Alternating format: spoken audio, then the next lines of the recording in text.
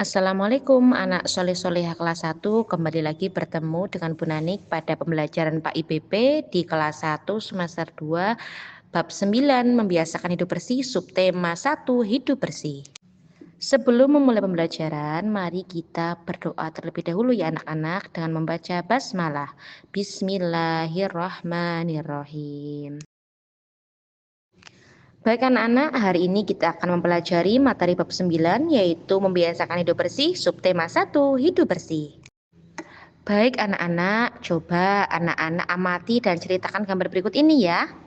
Ya, di gambar ada seorang anak bernama Ahmad, itu ternyata kakinya terkena kotoran. Nah, apa sih kotoran ya anak-anak ya? Kotoran adalah tempat penyakit. Jadi, jika kita terkena kotoran, artinya kita telah terkena bibit penyakit. Jika terkena kotoran, apa sih yang harus kita lakukan? Ya, yang harus kita lakukan pasti adalah harus membersihkan kotoran tersebut ya anak-anak ya. Anak-anak, pada pertemuan kali ini kita akan belajar tentang subtema hidup bersih. Sebagai seorang muslim, kita harus senantiasa menjaga kebersihan ya anak-anak ya, terutama setelah buang air kecil atau buang air besar. Nah, dengan apa sih kita membersihkan kotoran? Ya, membersihkan kotoran itu dengan air ya anak-anak ya. Tapi jika tidak ada air, kotoran boleh dibersihkan dengan batu atau tisu seperti yang anak-anak lihat di gambar. Ini ada batu dan juga tisu. Tetapi ini menjadi pilihan kedua anak-anak ya, utamanya tetap harus menggunakan air. Baik anak-anak, coba anak-anak perhatikan di layar. Di sini ada beberapa contoh kegiatan kebersihan yang harus senantiasa kita laksanakan. Yang pertama ada seorang anak bernama Ahmad yang sedang menggosok gigi. Nah, badan kita itu harus senantiasa bersih ya anak-anak ya. Kita mandi sehari minimal 2 kali. Kemudian kita juga harus membersihkan gigi dengan sikat dan juga pasta gigi. Kemudian bawahnya ada seorang anak bernama Fatimah yang sedang memotong kuku nih anak-anak. Kita berkewajiban untuk membersihkan rambut dengan keramas secara rutin. Dan juga apabila kuku kita sudah panjang, kita wajib memotongnya dan juga membersihkannya. Kemudian ini juga ada gambar lagi ya, mencuci tangan dengan sabun. Betul, kita harus rajin mencuci tangan. Jangan lupa ya anak-anak ya, ketika mencuci tangan itu memakai sabun dan dengan air yang mengalir. Kemudian bawahnya lagi ada gambar Ahmad nih sedang memakai masker. Betul, kita harus rajin memakai masker terutama saat keluar dari rumah karena pasti akan ada banyak debu-debu dan kotoran kalau kita nggak memakai masker ya anak-anak ya. Kemudian ini juga ada seorang anak laki tadi Ahmad ya sedang mencuci baju. Betul, pakaian yang kita pakai harus senantiasa bersih dan apabila pakaian kita kotor harus segera dicuci.